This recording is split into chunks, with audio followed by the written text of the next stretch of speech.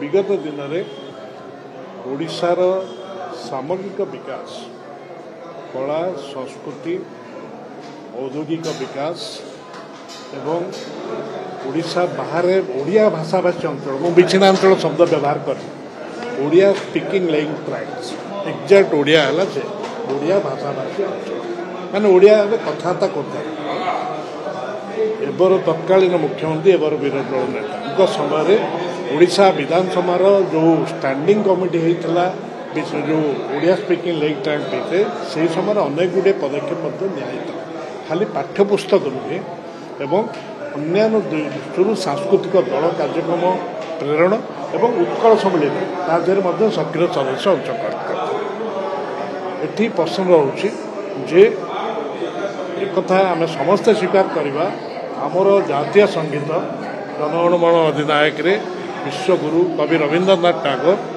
आम उत्कल शब्द भी व्यवहार कर बंग शब्द भी व्यवहार कर द्राविड़ शब्द भी व्यवहार कर तेणु एक आम कहीं भूलीजा ना जे जितेबाला ओडिशा खंड विखंडित थिला 1902 रे गंजाम सम्मिलनी परवर्ती 1903 उत्कल सम्मिलन कटक रे ओडिशार बहुत सुरी जो मानकर ओडिशार भाषा साहित्य एवं ओडिशार विकास रे अवदान रही कवि आमर महाराज श्रीरामचंद्र बंधु आरंभ कर फकीर मोहन एवं स्वभाव कवि गंगाधर मेहरकर स्वभाव कवि गंगाधर मेहरकर बरपाली अंचल तांकर बहुत अवदान रही है जो ओडिशा को एक स्वतंत्र राज्य आपको मन पकई देवा चाहूँगी साइमन कमिशन जितेबाला आसी से दृढ़ भाव यही विषयटी की चिंता को नहीं थे जहाँफल स्वाधीनता पूर्व पराधीन भारत में ब्रिटिश एडमिनिस्ट्रेशन बेले आम हेलु प्रथम राज्य जहाँ प्रथम भाषा भित्तिक राज्य लिंग्विस्टिक स्टेट पर सिंध प्रोविंस है तेणु आज जो प्रश्न किए कौन उठाऊँ मन कर मन रखा उचित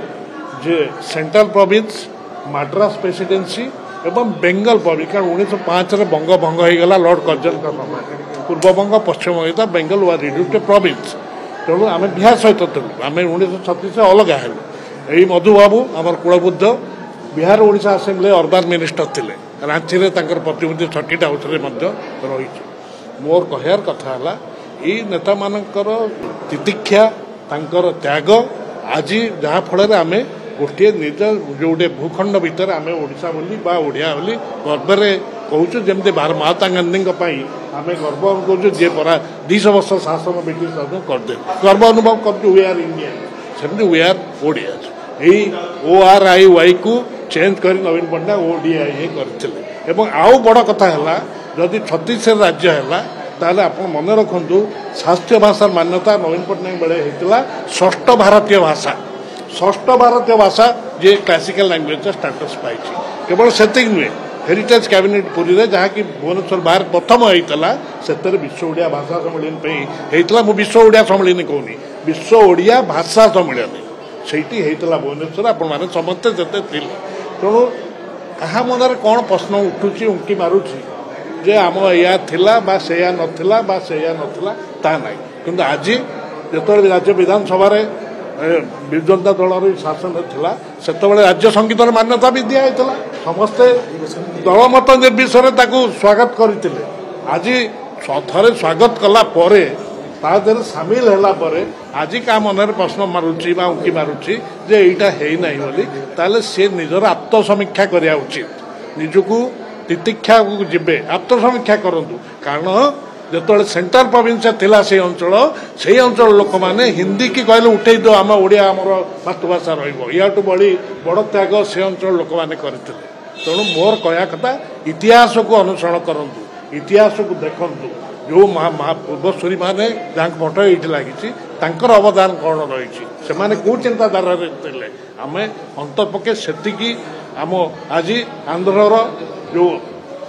कुटिया अंचल आज खबर कागज जाइए आज बेंगल 52 बेंगल ओडिशार 52 ग्राम दबदबा बोली न्यूज आसूँ बर्तमान आम समस्त मिलित प्रचेषा रहा कथा अंतपक्षे आमर स्वाभिमान आमर जो कहती जो आपण भाषा जे आमर गर्व जे ओडिया हिसाब से आहरी अतुट रहू एवं आहरी बलिष्ठ हो दृढ़ मोर आज दिन